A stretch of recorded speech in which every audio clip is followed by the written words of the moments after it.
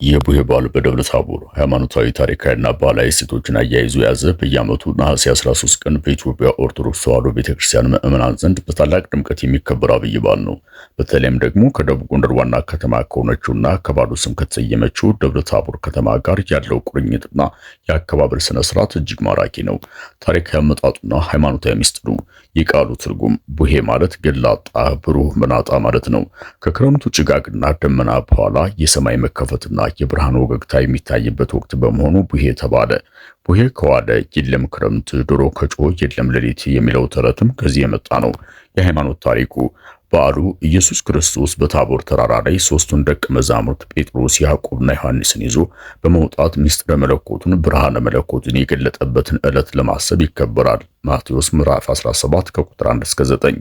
የባህላዊ ምልክቶች ታሪካዊ ምስጢር። ሆያ ሆዬና ሙልሙል ዳቦ። ጌታችን በደብረ ታቦር ተራራ ብርሃኑን በገለጠ ጊዜ የከብት እረኞች በብርሃኑ ተደንቀውና ተስበው ሰዓቱን መምሸቱን ሳያውቁ ቀሩ። የልጆቻቸው መዘግየት ያዩ ወላጆች እረኞቹን የት ቀሩ ብለው በመጨነቅ ሙልሙል ዳቦ ጋግረው ፍለጋ ወጡ። ይህንን ለማሰብ እናቶች ለልጆች ሙልሙል ዳቦ የሚጋግሩበት፣ ልጆችም ሆያ ሆዬ እያሉ በየቤቱ በመዞር ዳቦ የሚቀበሉበት ባህል ተፈጠረ።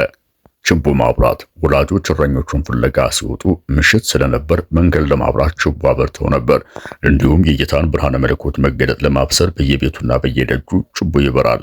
ጅራፍ ማጮህ። በደብረ ታቦር ተራራ ላይ ከአባቱ ዘንድ በእርሱ ደስ የሚለኝ የምወደው ልጄ ይህ ነው፣ እርሱን ስሙት የሚል ድምፅ ሲመጣ የተሰማውን አስተጋባይና ነጎድጓዳዊ ድምፅ ለማስታወስ ታዳጊዎች ጅራፍ ገምደው ያጮሃሉ።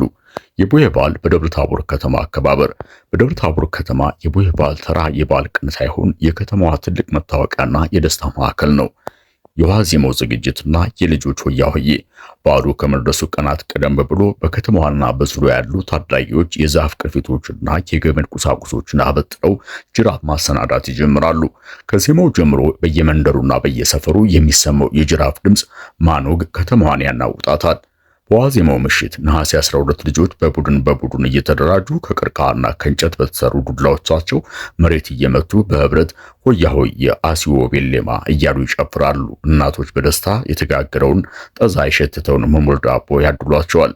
ቡሄና በሉ ቡሄ በሉ ቡሄ መጣ ያመላጣ፣ ከደብረ ታቦር ጌታ ስለመጣ የተጋገረው ሙልሙል ይውጣ።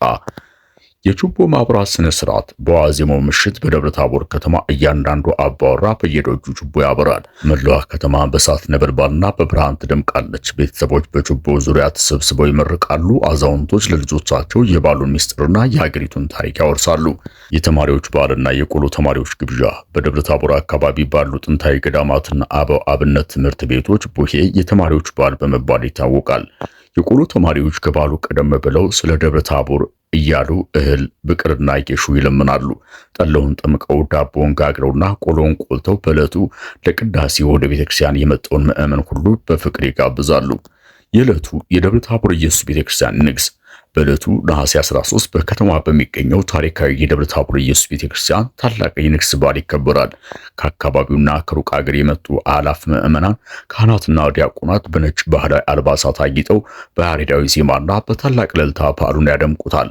በአጠቃላይ በደብረ ታቦር ከተማ የቡሄ በዓል ሃይማኖታዊ እምነት፣ ባህላዊ ጨዋታ፣ የማህበራዊ ፍቅርና የትውልድ ቅብብል ውብ መገለጫ ሆኖ በታላቅ ግርማ ይከበራል።